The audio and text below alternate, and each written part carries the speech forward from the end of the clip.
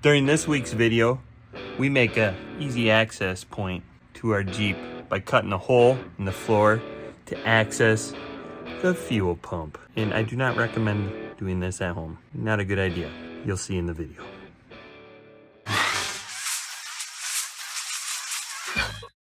Welcome back to the channel. Things have escalated a little bit here in the garage. We just took the Grand Cherokee, this 97, out wheeling for the first time, and we came back, no fuel pressure. Died in the garage. I just filled the tank up, fitting, right? I'm pretty confident that it is. Pretty sure that it's the fuel pump. If you remember right, we just put the fuel pump in this $100 beater that we purchased probably 3-4 months ago from Amazon. Not good. So it looks like we're putting a fuel pump in the Grand Cherokee. So I tested the theory of the fuel pump. I switched relays to see if it was the fuel pump relay. I hear the fuel pump turn on. I can start the Jeep. We have some starter fluid.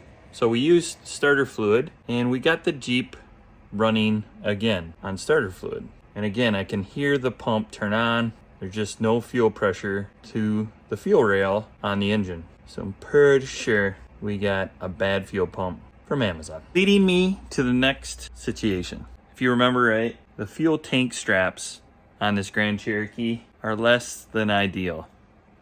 I repaired one.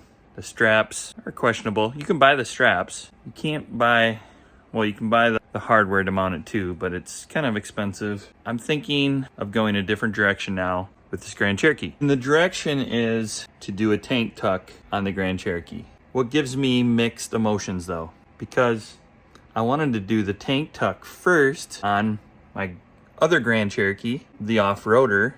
Its primary duty is basically full-time off-roading. So it makes the most sense to tank tuck that Grand Cherokee, our Goldie project, than to tank tuck my daily first. And the second tank tuck, I was gonna do the Jeep Liberty, the KJ that we call the Libby project.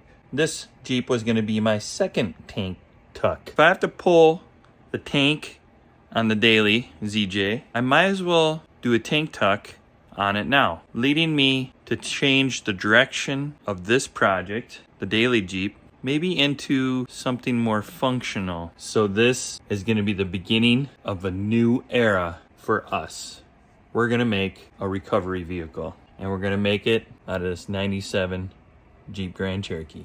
So the plan right now, we're going to make a recovery vehicle out of this Jeep, similar to what Matt's Off-Road has, Robbie Layton, Casey Liddell. They all have Jeeps similar to do recoveries. But the problem is we don't live in the mountains or near any trails really. So our recoveries are going to be a little bit different.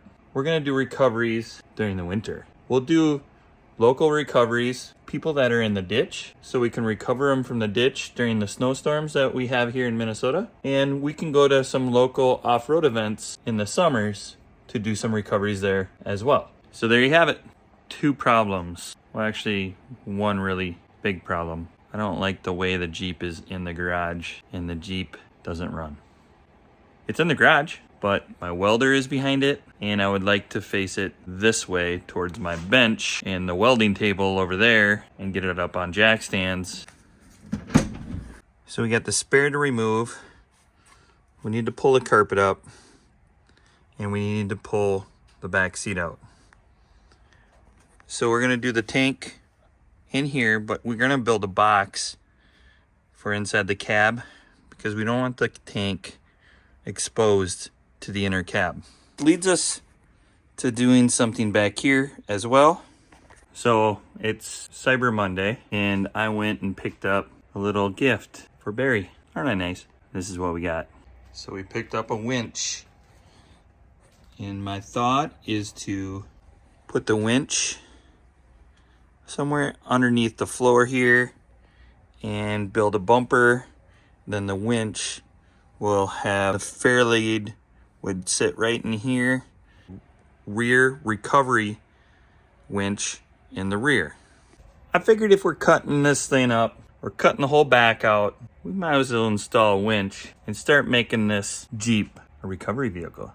Another reason that we're gonna put the tank inside the cab and box it off, we're gonna make an access point on the top of the tank, then we can access that fuel pump when the next fuel pump goes out. You know, because I'm gonna be cheap again and probably buy another Amazon fuel pump. Maybe not. Maybe I should just go to O'Reilly's and do it right this time. Either way, we'll have an access point to our fuel pump for any future issues that we may have with a fuel pump.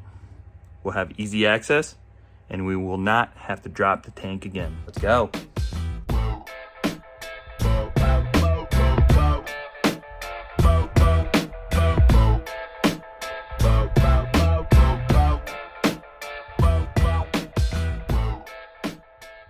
Well, we got the back of the seats taken out. We took out the spare tire.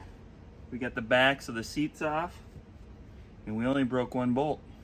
That's pretty nice. So let's pull this carpet, drill some holes without drilling into the gas tank to see if we can access the fuel pump. That rear fuel tank hangs just about as low as that rear diff, which is way too low if we're gonna take this thing off-roading. And I've gotten super lucky with my off-road vehicle because I bang that thing on rocks all day long and we haven't had any gas tank issues. We're gonna try to measure the center of that tank, drill 4 holes, be really careful with the angle grinder, and make an access point to the fuel pump. Therefore, we can change the fuel pump without taking the tank down. And remember, we got 20 gallons of gas in this gas tank. Well, we encountered a situation. Let me catch you up to speed. As you can see, we are collecting some interior panels. That's because we got to do this. We have to take the panels off the side, which I probably should have anyways, but the carpet goes all the way underneath the rear panels here. So we started taking the panels off. If you guys don't recall, or if you're new to the channel and you don't know the background on this Jeep, it's pretty cool.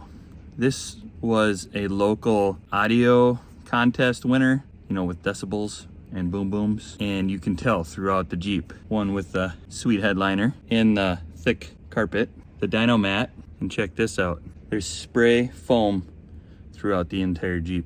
Pretty cool. Well, we got the foam all over here. Looks like we could have foamed this area here. We got a hole, Captain. We pulled the carpet in the Grand Cherokee and things have escalated. Yeah, let me show you. There's got to be about $800 worth of dyno mat in this Jeep though. Dang. But if you keep scrolling over to this area, yeah, that's quite the situation. So now I'm really baffled of what to do. Part of me wants to just cut the whole floor out and build new wheel wells and patch that in. The other half of me wants to stay focused and do what we're doing and do the tank tuck. But then the other part of me wants to do it right the first time, cut it all up and rebuild it all. So we have lots of decisions to make here. I didn't want to spend too much time on this. As I told you before, I wanted to tank tuck 2 other vehicles before doing this one. So let's stay focused and find the center of where this gas tank might be under this floor and get the fuel pump working in this Jeep. We will address the hole at a later time. Started drilling some holes to find the unibody. And yeah, here's the outside rail to the unibody. We drilled some holes. You can tell that these holes drilled quite easy. Wonder why. This back half is pretty rusty. Mark the holes, try to square this up a little bit, get the angle grinder out, and hopefully not blow ourselves up. And get this floor pulled out. Then we can put a fuel pump in there. Then we can start it and turn this around instead of me pushing it. Yeah, I like that idea much better.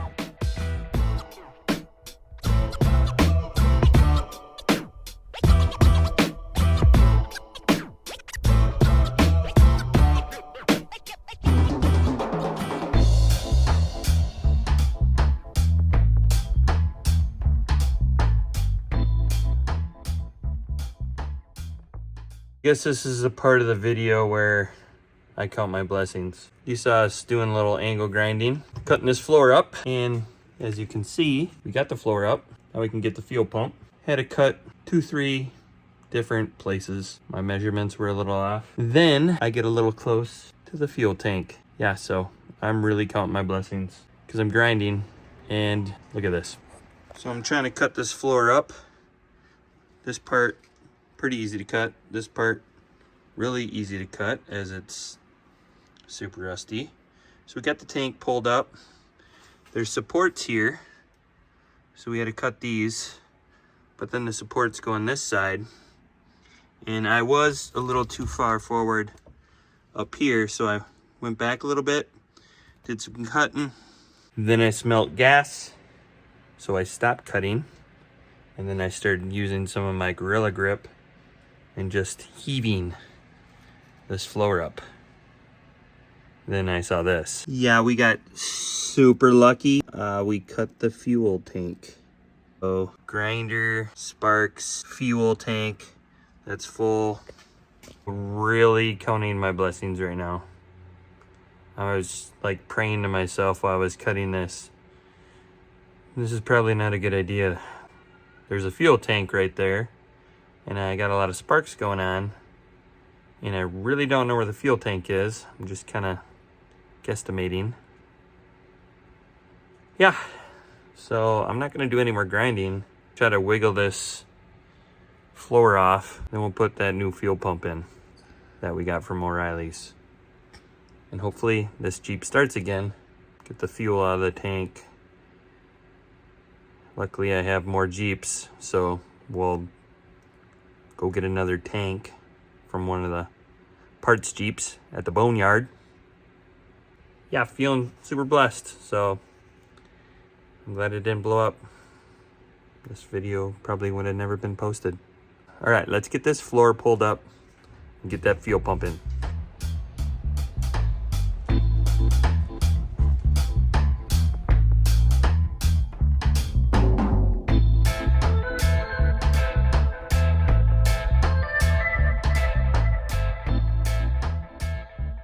Guess what we got?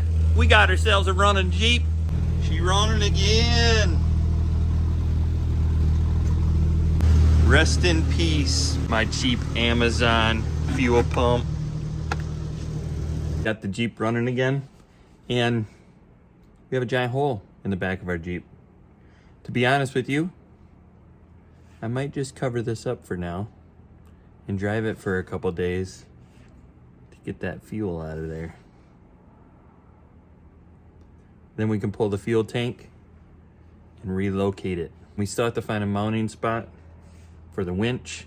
There's gonna be some reconfiguring of this back half and making it stronger in the meantime. That's all the time we have on this video. FYI, don't cut your floor out with a gas tank still in there. Spend the extra time and maybe the little headache of a full fuel tank and try to get that fuel tank before cutting the floor out. This might have been the cheap and dirty way to do it, but again, we got lucky on this one. And like I said before, I'm gonna get a new gas tank for this since we cut into it, but for now I put some plastic bonding glue on there. It might hold, especially until we can get the fuel out of this fuel tank. As always, thanks for watching, and until next time.